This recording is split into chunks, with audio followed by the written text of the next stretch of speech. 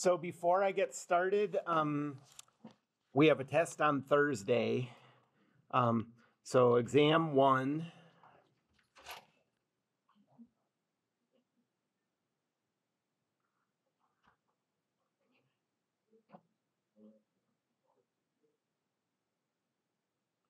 Is on Thursday. And the topics are everything up through vectors. So to prepare for this test, the best thing you can do is go back and look at old daily assignment problems. That's going to be the format of the test, is going to be problems similar to those. If you're looking for a way to sort of study comprehensively for it, I think the best thing you could probably do is go back to the beginning and just start looking through the problems. And don't start doing them all right away, but just look at them one by one and ask yourself whether you know how to do that problem, And if right away I take these steps, then skip that one and go on to the next one. And eventually, you'll likely get to problems where you're a little hazy on what to do, and then take a little time on those problems to remind yourself. And then that way you can just get through a lot of material. But the basic rule is if you can get to the point where you know how to do all the problems, you could explain to someone else how to do the problems, then you'll do great on the exam. The exam is always the same thought process as the daily assigned problems. Okay? Anybody have any questions about the test? Okay. So vectors. So it's not going to have any of the 2D kinematics problems, the constant acceleration questions in 2D, just up through like those 6 vector problems that you were assigned last week sometime. Okay, well, today I'm just going to keep going through example problems. I introduced the constant acceleration equations in 2D last time. So we're just little by little trying to make sense out of this process. So the first one says an object is launched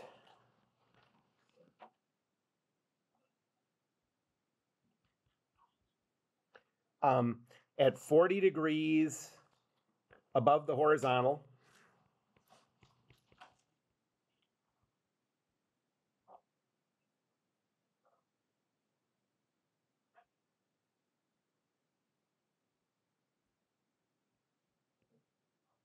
With a speed of 10 meters per second.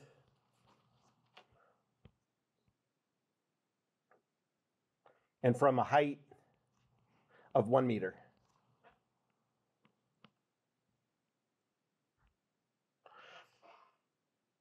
And we want to answer 2 questions.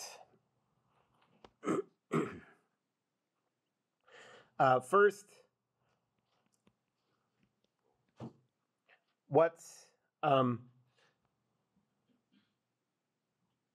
so let's answer the full question. What's the object's position vector?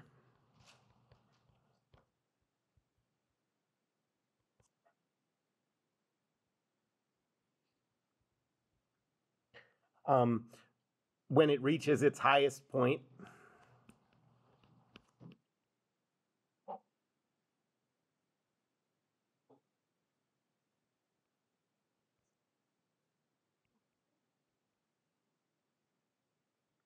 And then second, what's the displacement vector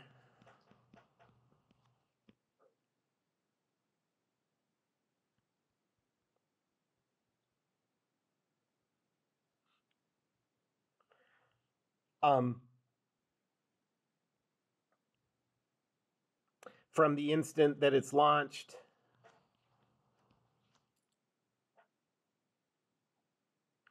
to its highest point?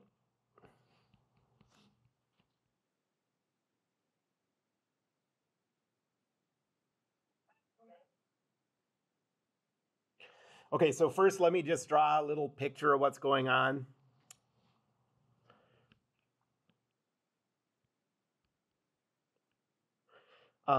So this object is launched from a height of 1 meter off the ground at an angle 40 degrees above horizontal. And it's going to start out at that angle and then follow a parabolic path like that. Okay?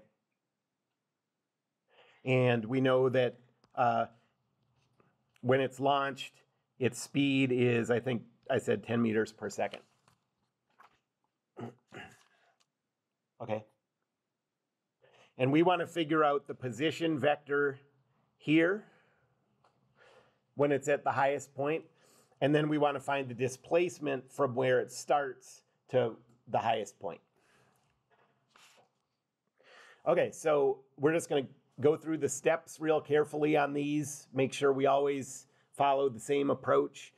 So what's the first step in 2D constant acceleration problems?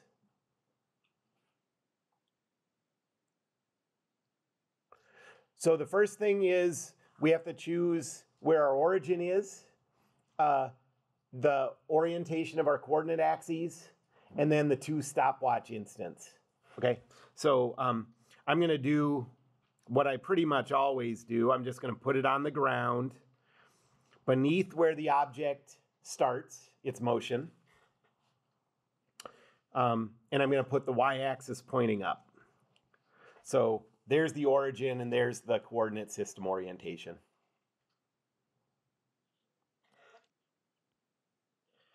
And then what do we want to choose as the instant when we turn the stopwatch on? Yeah, right, the instant it's thrown or launched. And what do we want to choose as the instant we turn it off to look at the time? Well, we're looking for information when it reaches the highest point, so that has to be one of those two instants. So our time final is going to be the instant it reaches the highest point.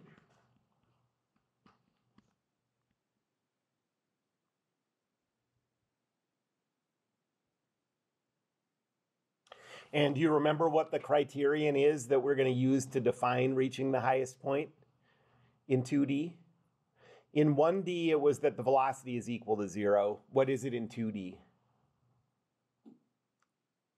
Remember the picture I drew of the guy up on the ladder getting smacked in the back of the head by a baseball? So the idea of that was to say, okay, the y component is equal to 0. The x component is not equal to 0 of the velocity. So we're going to define this point by saying the velocity at that instant, the y component is 0. And the next step is listing out the variables we know and the variable we're trying to find. Do we know how long it takes to reach the highest point? No, we're not trying to find that. We're trying to find the position at the highest point, so I'll leave that off. Do we know the acceleration vector? Yes. For projectile motion, the acceleration vector is 0 for x, negative 9.81 for y. That's as long as you have your y-axis pointing straight up. Do we know the position at time 0? Yeah, we do know that. Remember, position is always just the coordinates of the object at that instant. So what are the coordinates of the object at the instant it's thrown? 0, 1. Yep, perfect. 0 for x, 1 for y.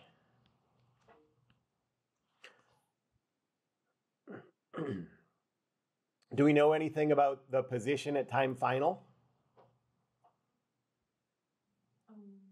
No. We're trying to find that. So I'm just going to put that over here as a vector because we don't know yet what order we need to find these in. But remember, for an equation, you can only calculate one of those two components or the other one. Do we know the starting velocity? Yeah, we don't know the components yet, but we know we have enough information to figure it out from that angle and the speed. So to get this starting velocity, this is going to be, so put the tail of the vector at the origin of the coordinate system.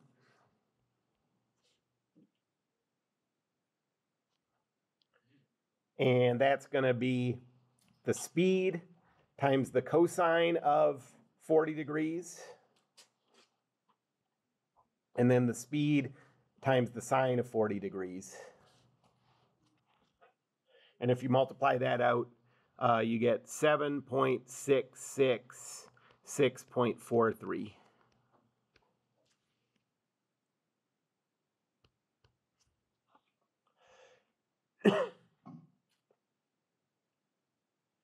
And then do we know anything about the final velocity?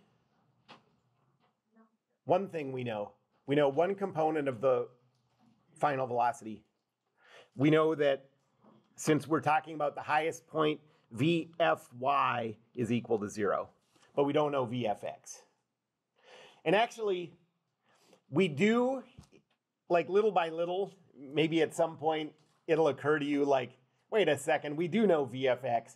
If there's no acceleration in the x direction, then that x component of the velocity just stays the same for all time, okay?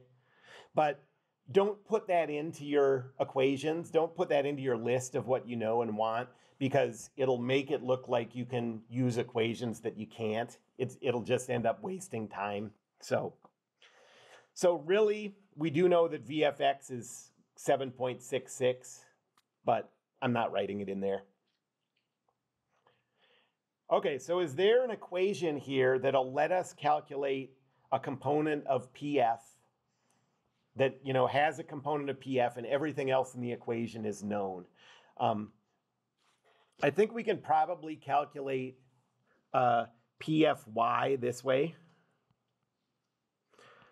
Not using that one. Using 2 times AY times the quantity PFY minus PIY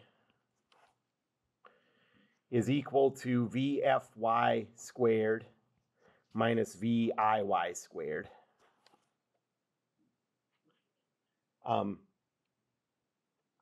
So PFY is in it. All this other stuff is stuff that we know, so this should work. So 2 times negative 9.81 times the quantity, we're trying to find PFY, minus 1 is equal to 0 squared minus VIY is 6.43, so minus 6.43 squared.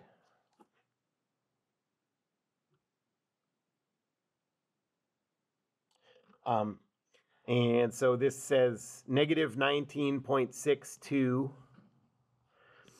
times the quantity PFY minus 1 is equal to, does that negative stay or go away because of the square? It stays because the negative is not squared. It's outside the parentheses there. So this is negative 41.34. Now you can divide both sides by negative 19.62, and you get PFY minus 1 is equal to 2.11. And so PFY is equal to 3.11 meters.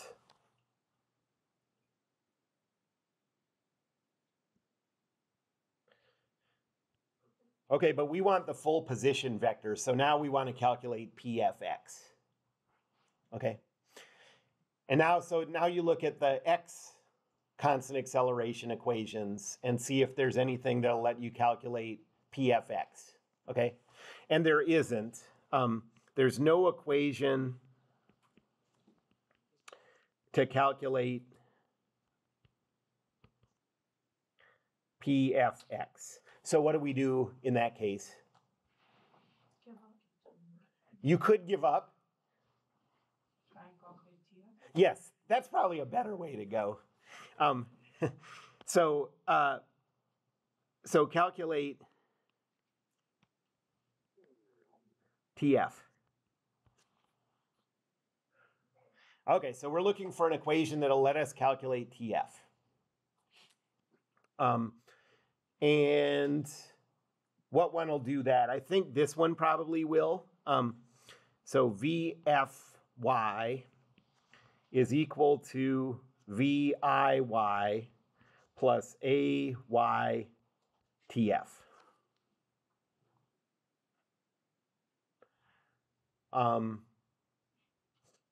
Because it has TF in it, we know all of these other three. We also could use this one, I think. PFY is equal to PIY plus VIYTF plus 1/2 AYTF squared, because this one also has TF in it and everything else is known.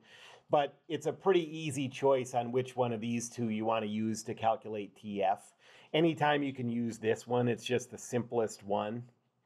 To calculate TF from that second one, you'd have to use the quadratic formula, so we don't want that if we can avoid it. Okay, so VFY is 0. VIY is 6.43. AY is negative 9.81.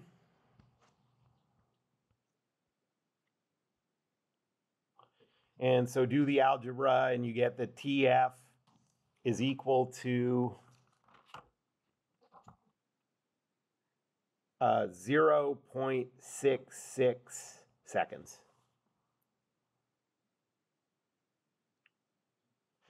Okay, so now that we have that time final, then that's something else we know. My list is way up here, but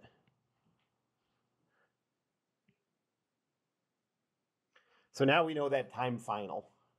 And now that'll help us calculate PFX. So now we can use this equation. PFX is equal to PIX plus VIXTF plus 1/2 AX TF squared. So PFX is equal to PIX. What was that? 0, yep. What was VIX? 7.66. And then we're multiplying that by 0.66. And now here is the easiest place to make a mistake. What's AX? 0, yep. Don't make the mistake of putting in the negative 9.81 for the X acceleration component.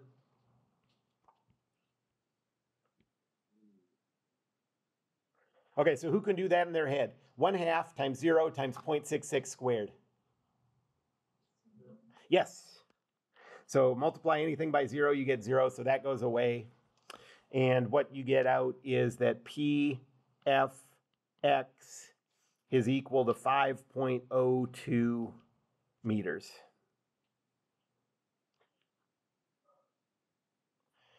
And so our final answer for PF as a vector then is 5.02 for the X component and 3.11 for the Y component.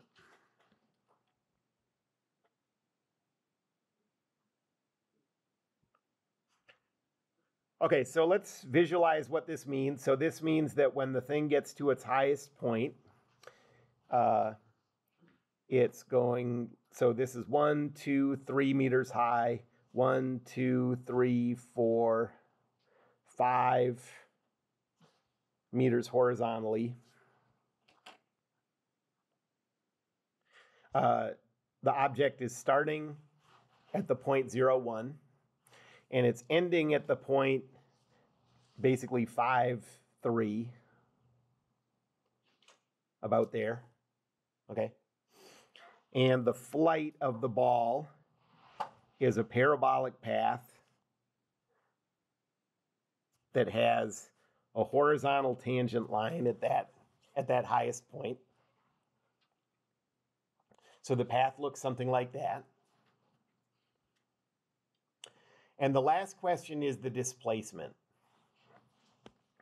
And what the displacement means is a vector that goes from the earlier position to the later position. So this is the displacement vector.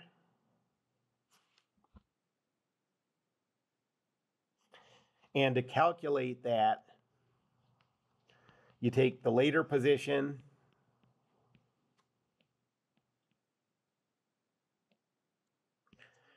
minus the earlier position, and you get 5.02, 2.11.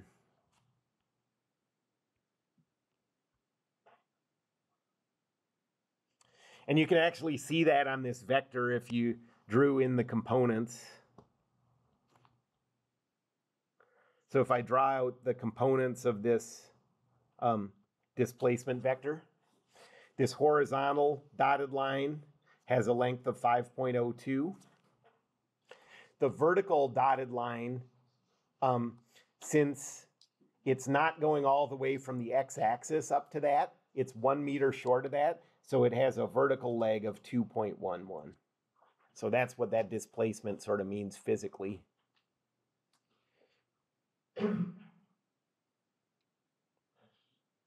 Anybody have any questions about that?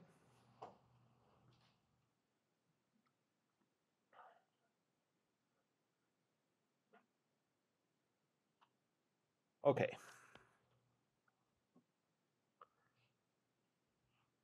Here's another one. So let's imagine this is something you can actually do at like parties and stuff. You can make money doing this. So get your skateboard. You need to be able to very precisely determine the speed that you're moving on your skateboard. And I'll leave that up to you how to figure that out. I can't solve all your problems for you. But if you can do that, okay, so here's you on your skateboard.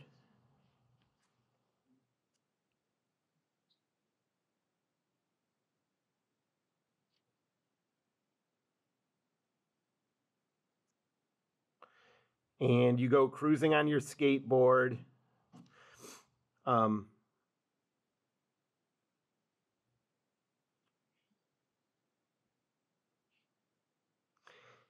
At a speed of 5 meters per second.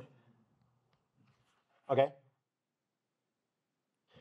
And here on the floor, you have like a little bowl or a tiny little glass or something, you know, like a shot glass. And you have like a ball in your hand. And you bet your friends that you can drop this ball moving on your skateboard and have it land exactly in that cup. Okay?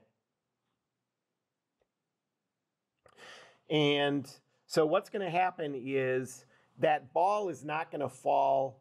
That ball is not going to fall straight down, because when you drop a ball from a moving skateboard, at that instant, the velocity of the ball is the same as the skateboard.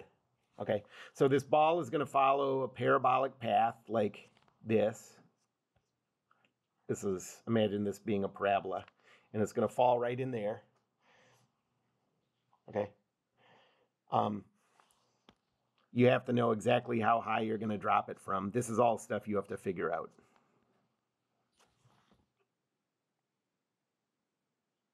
So the question is, as you're setting this up, how far away do you have to drop this ball?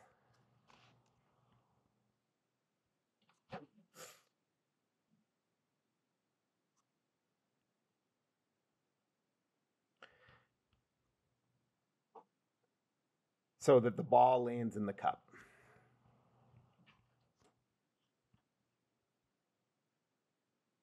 And let's say that this cup has a height of, like, it's pretty short. Let's say 0.15 meters.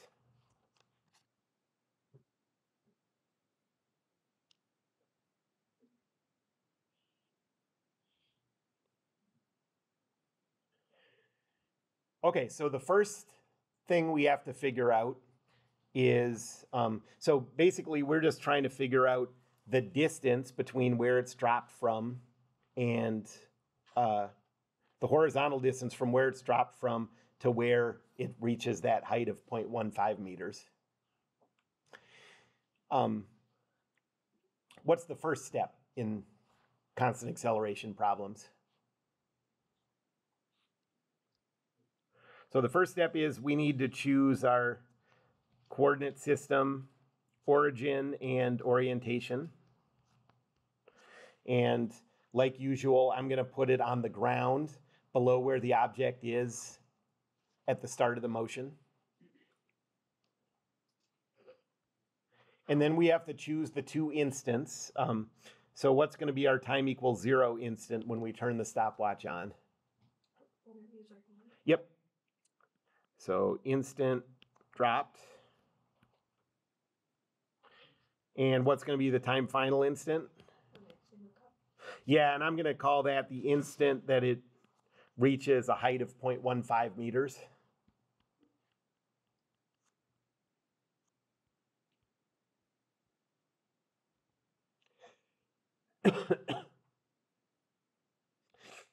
And now we're going to list out what we know and what we want. Do we know the first, do we know the amount of time it'll take? What the stopwatch would say at time final? No. Do we know the acceleration? We always know that in projectile motion problems. So acceleration is 0, negative 9.81.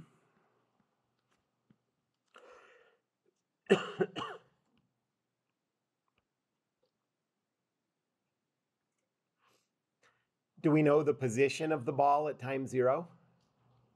Yeah, what's that?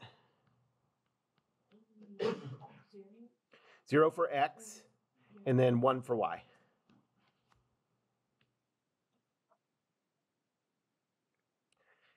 Do we know anything about the position final? We're trying to find PFX, but we actually do know PFY because that's when it reaches a height of 0.15. So this is 0.15 meters.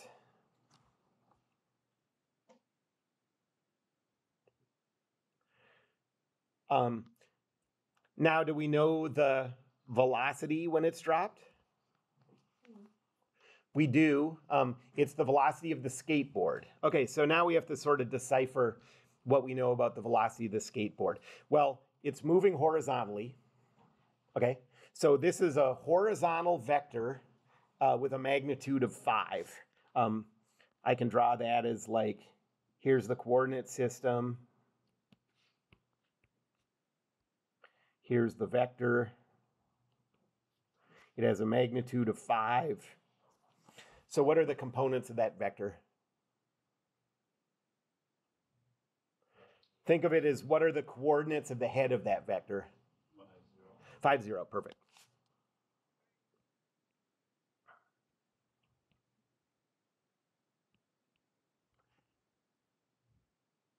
And then do we know anything about the final velocity?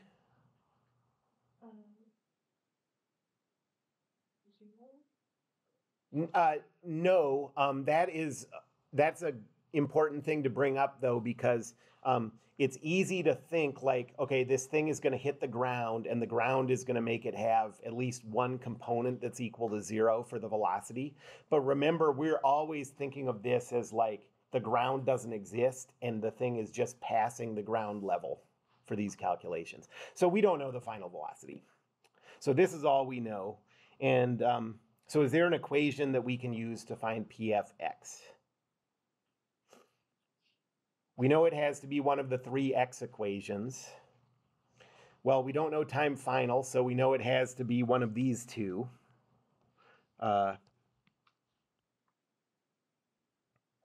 We don't know time final, so it has to be this one if it's going to be anything.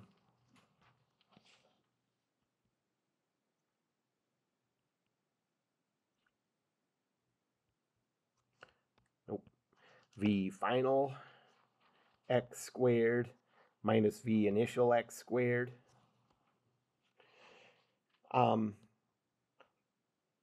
Well, this one does have pfx, and we know ax, we know pix, but we don't know vfx, so this one isn't going to work. So there's no equation that'll let us calculate this directly. And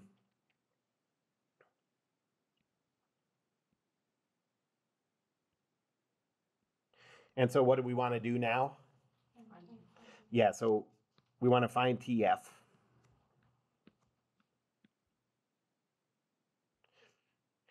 And I think the one that should work for that is PFY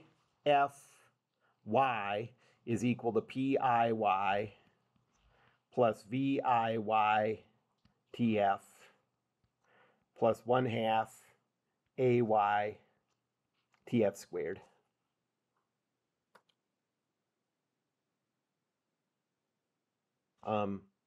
So PFY, that's 0.15. PIY is 1. What's VIY? 0. So 0 times anything is 0. And then plus 1/2 times negative 9.81 times TF squared.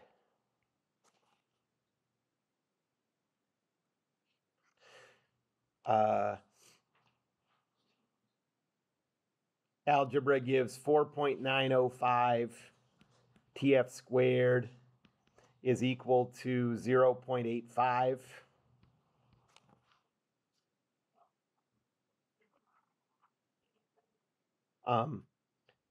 And so divide both sides by 4.905 and then take the square root and you get TF is equal to plus or minus 0.416 seconds. And do we want the positive or negative time? Yeah, we always want positive for time. And so now we have this one extra bit of information.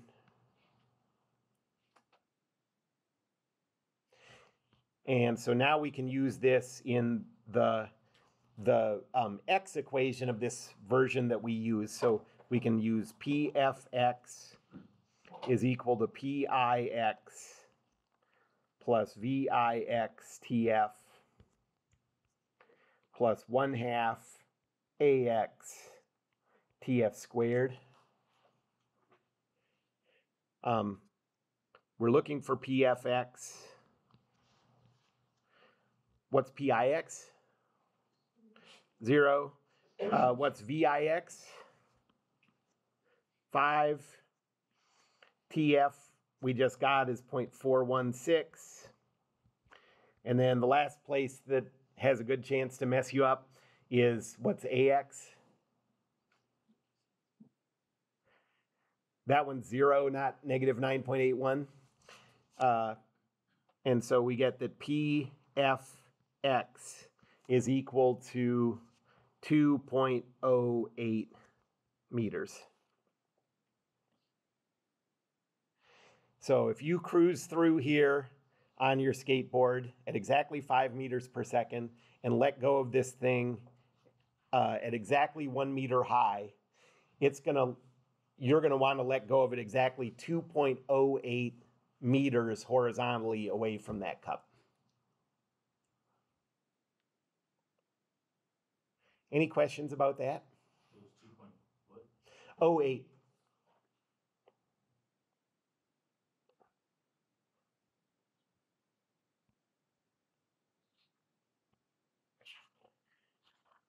Okay, now I want to bring up another sort of surprising thing.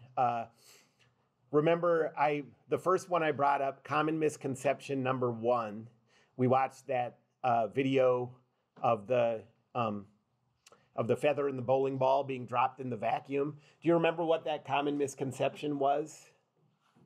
What?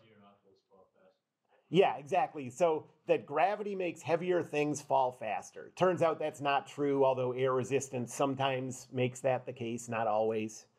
So now we're on to common misconception number 2.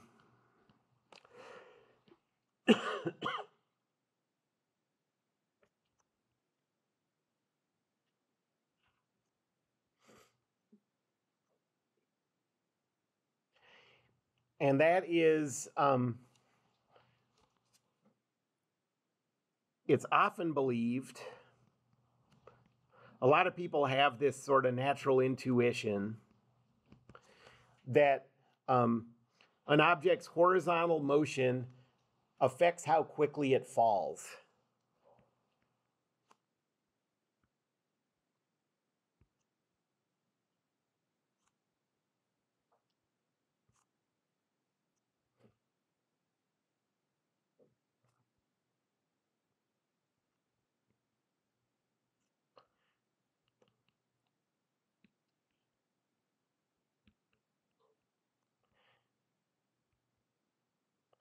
Okay, so this is sort of basically a description of what this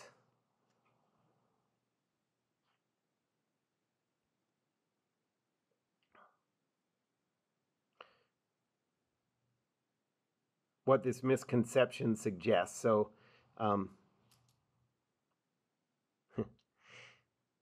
if somebody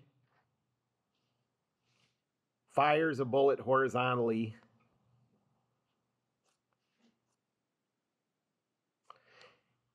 it has to be horizontal.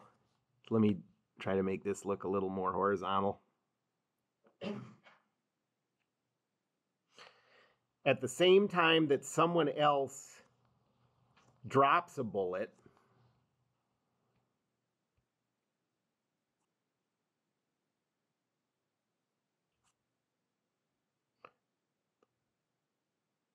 forgot to give this person a neck, but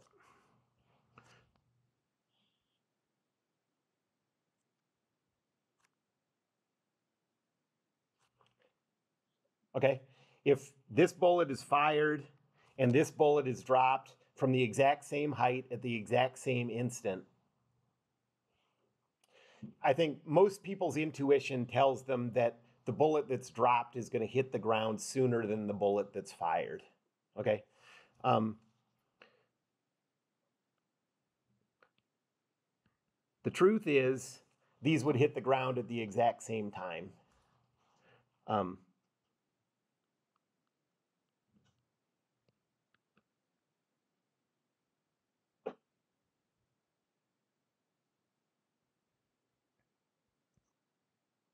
And so the reality is that no matter what the horizontal motion of an object is, it doesn't affect the vertical falling motion of an object. Okay, so I'm going to show you another video where they actually do this experiment, and you can see how this works. Anybody have any questions about what I'm saying here before I start this video?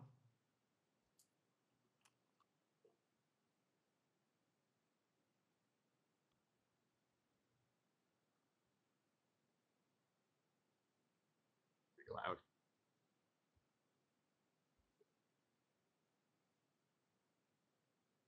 This is a good one. We chose the bullets, each exactly the same distance from the ground, each released at the exact same second, except one bullet is dropped to the ground, the other is fired from a gun. The classic physics law experiment states that both bullets will hit the ground at the same time. Based on what theory? Based on the theory that the bullet that's fired from the gun has no injury, no hit. Thus, gravity has the same effect on it as it does on the target. And thus, they hit the ground simultaneously. Adam engaged to have a well-made white paper to a high-speed camera will clearly see and measure both bullets at the same time, in the same place, and in the same shot. Oh, now the top song is Jamie's Trello. So the boys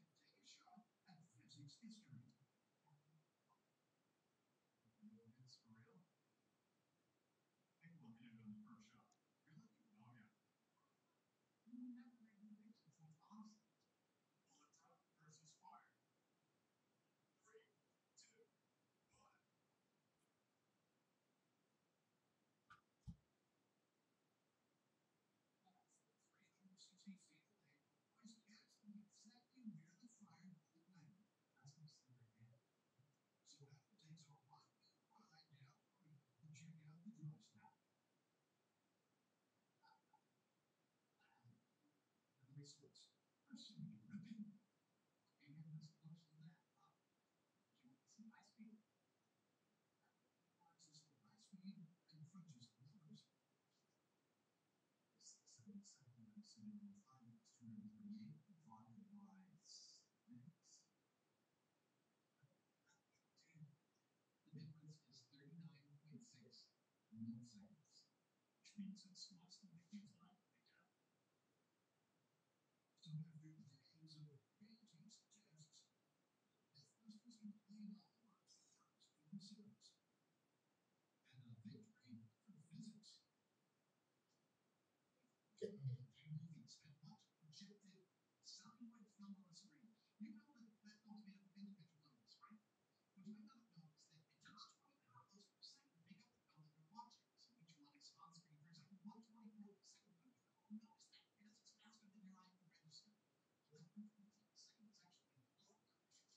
So that 1/24 second is actually longer than 39.6 milliseconds. That's how close those two moments were. Okay, so and my guess is, I mean, we'll do some calculations and think about this a little bit, but my guess is that the only reason that they were off by 39 milliseconds, which is a tiny amount, is because it's very hard to get the horizontal, the bullet to be fired exactly horizontally. And we'll see what a big difference that can make. A shockingly big difference. Just even tiny fractions of a degree off from horizontal can make a huge difference. But yeah, what the thing is doing horizontally doesn't have any effect on gravity's pull on things. All right, well, let's see how that works in a calculation. I mean, in a calculation, it's obvious that that's true. So once you go through it, so let's do one. So as an example,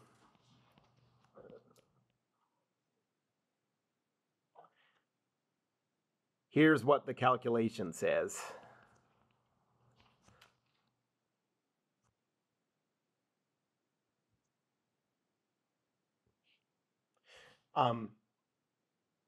So first, let's just do one where you drop a bullet from a meter off the ground. Okay.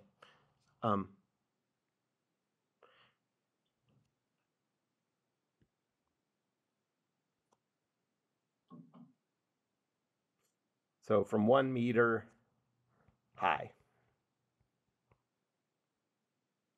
Okay. So this height is 1 meter. The object is dropped straight down. And so we're going to do this since this is just moving along a line, we can do this as a one-dimensional problem. So I'll make this the 0. I'll call the positive direction up, and then the negative direction is down. My time equals 0 instant is going to be when it's dropped. My time final instant is going to be when it reaches the ground level.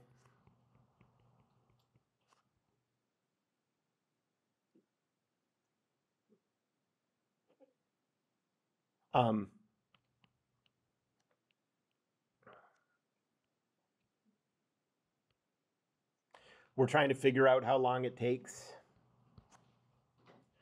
The acceleration is, since positive is up, the acceleration is negative 9.81.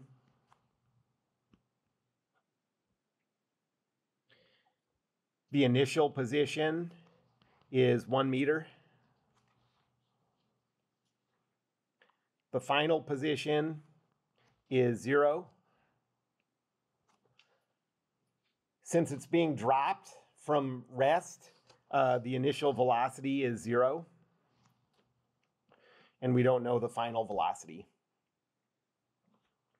And so I'll just use this equation. PF is equal to PI plus VITF plus 1/2 ATF squared.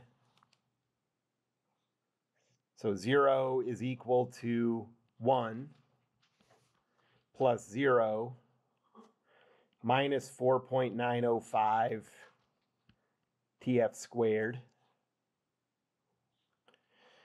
And now just doing the algebra, you get that TF is equal to about 0. Let me get it exactly.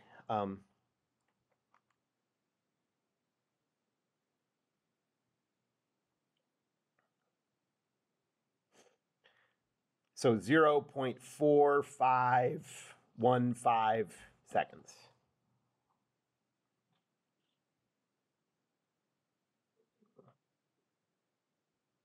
Okay, so that's if you just drop it.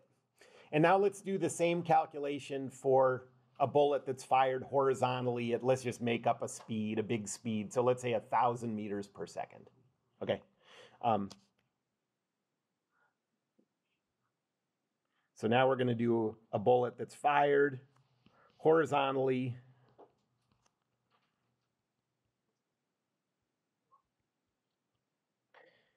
at 1,000 meters per second.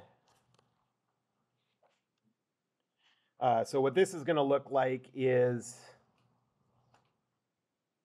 I don't have enough room, obviously, on my paper to show how far away it's going to hit. But this bullet is going to be fired from a height of 1 meter.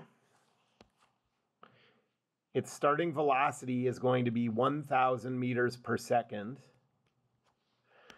And it's going to follow a very long, gradual parabolic path down to the ground. Okay? And what we're going to see is that this comes out to say that it hits the ground at the exact same time. Okay? So I'm going to put my coordinate system, origin, right underneath where it's fired from.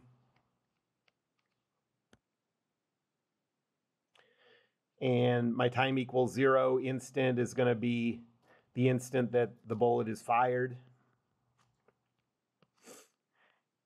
And TF is going to be when it reaches the ground.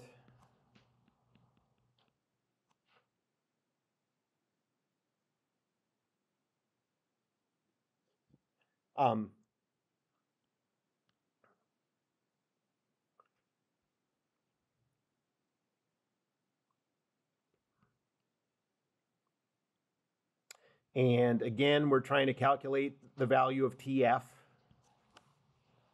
Okay. The acceleration vector is 0, negative 9.81.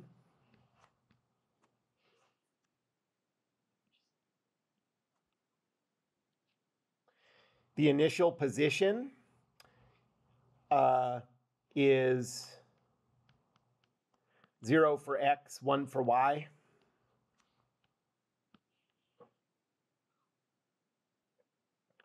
The final position, we don't know what X is. It's going to be some big number, but we do know that PFY is equal to 0 because it's getting back to the ground level. And now VI. So if we draw the coordinate system,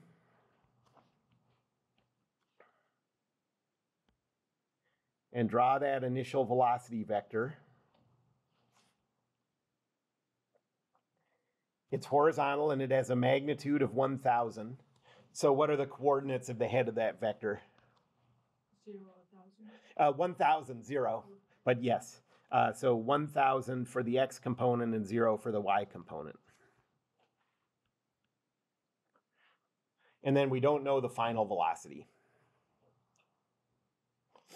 Okay, so now we're just looking for an equation that'll let us calculate TF.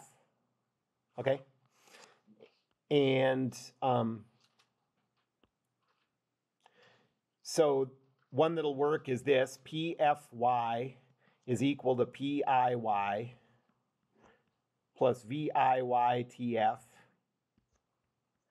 plus 1/2 AYTF squared. And now look what happens when we fill in the values for this. What we're going to see is we just get this exact same equation we had before.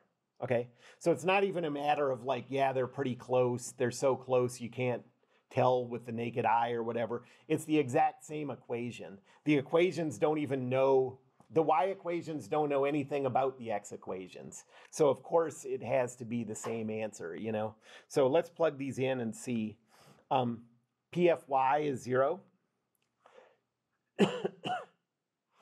PIY is 1. VIY is 0. AY is negative 9.81, so this comes out to be negative 4.905 TF squared. And it's just the exact same equation we had in the 1D case.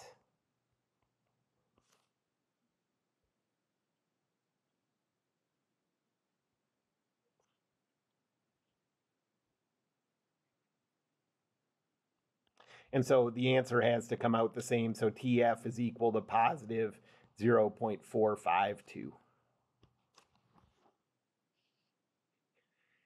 Okay, so, you know, like always, I mean, your intuition is based on something, you know. So there's something telling your brain that this isn't how things work. So think about the cases that make this seem odd, you know. Well, for one thing, with like a bullet or something, or a baseball that's thrown really fast, the thing is, it lands so far away that you don't see it, you know, by the time it lands, or you can't see it very well in the case of a baseball. And so you kind of have this feeling that as it leaves your vision, it looks like it's just moving basically horizontally. But it's not quite moving horizontally. It's moving in a very gradual parabola, you know. But then there are some cases where the horizontal motion will affect how it falls. But just like with the free fall, like how fast heavy and light objects fall, it's just because of air reactions. Like an example is a Frisbee, okay? It's not your imagination. If you throw a Frisbee, it really does take longer to hit the ground than if you throw it horizontally. It takes longer to hit the ground than if you just drop it. But that's because the rotation of the Frisbee keeps it in an orientation where it has a ton of air resistance keeping it from hitting the ground. Another thing is like anything that has, like you can imagine like a model airplane or a paper airplane or something, if you throw that horizontally, well, it's designed to maximize the air resistance that's keeping it from hitting the ground. So what I'm talking about here is, again, in cases where air resistance is doesn't have a major effect. In a bullet, so it's funny, it's a little hard to explain, but there's a ton of air resistance on a bullet, but the big amount of air resistance is just slowing it down. There's not much air resistance keeping it from falling to the ground. And so that's why with a bullet, you know, you don't see this effect. Like you don't get the Frisbee effect. Okay, but I did say like, okay, so let's say that they were just a hair off of horizontal when they fired that bullet, you know? Could that be enough to explain a difference of, what did they say, 39 milliseconds? So let me do one more calculation, and we're just going to imagine a bullet that's fired slightly above horizontal, and we're just going to make it such a tiny amount. Okay, let's say 1/10 of a degree. You can't visibly notice 1/10 of a degree. Okay. So what I want to say here is, but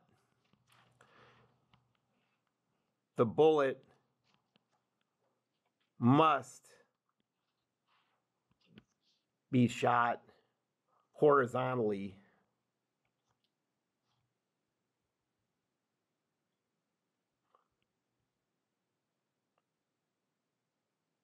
for this to work. And so the next example is, how long does it take a bullet to hit the ground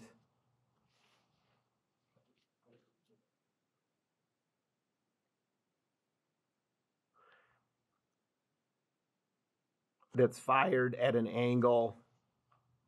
I mean, this angle, I'm way exaggerating what 1/10 of a degree looks like. That's probably like 3 degrees or something. But let's say that this angle is 0.1 degrees. Okay.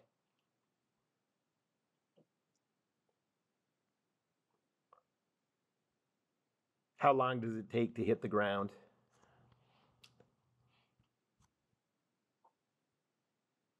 And we'll do it from a meter high again, just so that we can compare the answers. Okay, so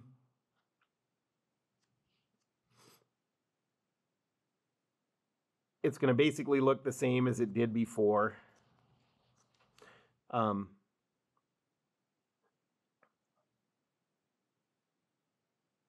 going to follow a parabolic path. This distance is 1 meter. I'm going to put the coordinate system on the ground beneath where it's shot. And my time equals 0 is going to be when the gun's fired. And my time final is going to be when it reaches the ground.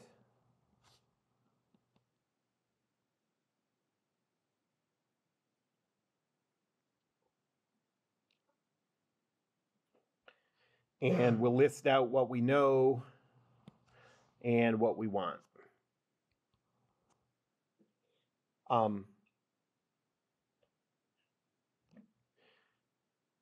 We're looking for time final. The acceleration is 0, negative 9.81.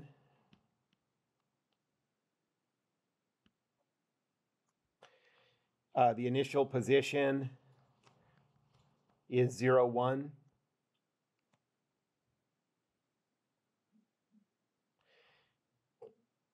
PFY is 0.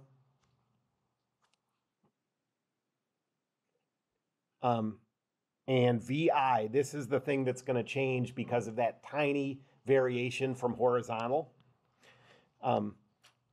This is going to be, so if this is our coordinate system,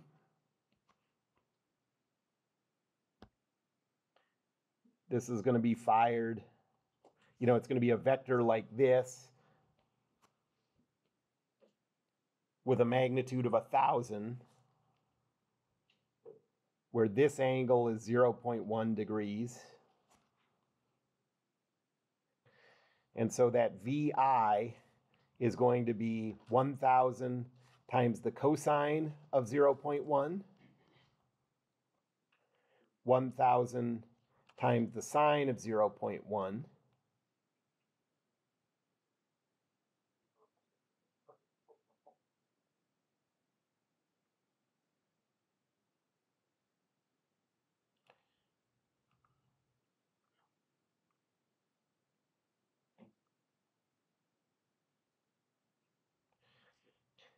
and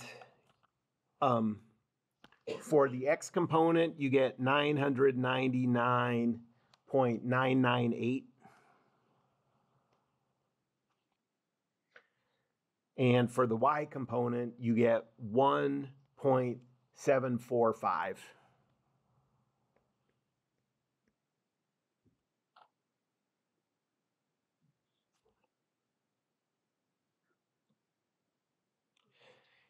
And now I'm going to use the same equation I did in the other two examples to get time final. So I'm going to use PFY is equal to PIY plus VIYTF plus 1/2 AYTF squared. And fill those in. That says 0 is equal to 1 plus 1.745 TF minus 4.905 TF squared. This time you have to use the quadratic formula to solve it. And the two answers you get for the quadratic formula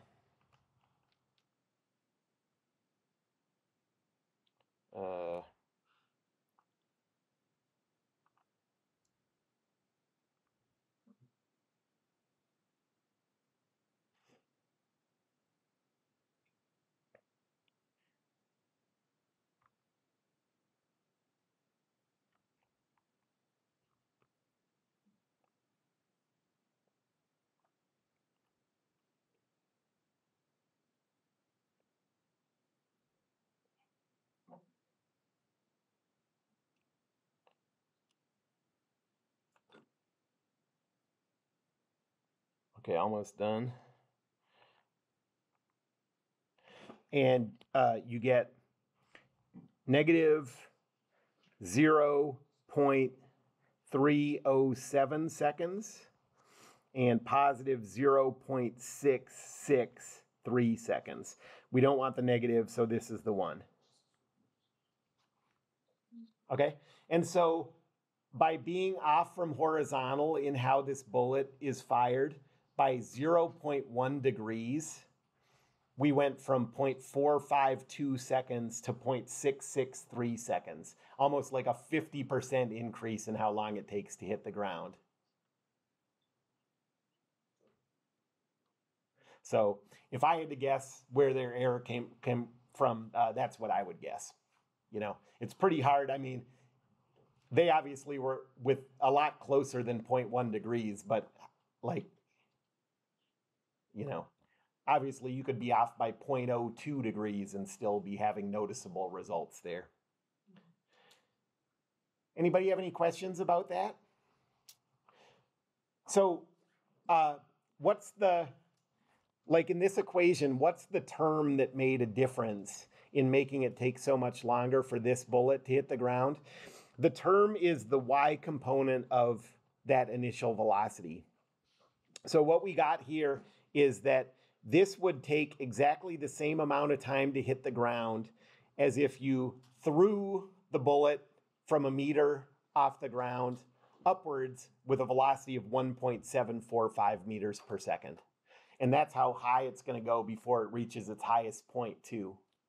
Okay, so again, all of the x stuff is irrelevant to the y stuff. The y stuff is irrelevant to the x stuff. Those equations are just independent of each other. Okay, that's all. Test on Thursday. Okay, that's all.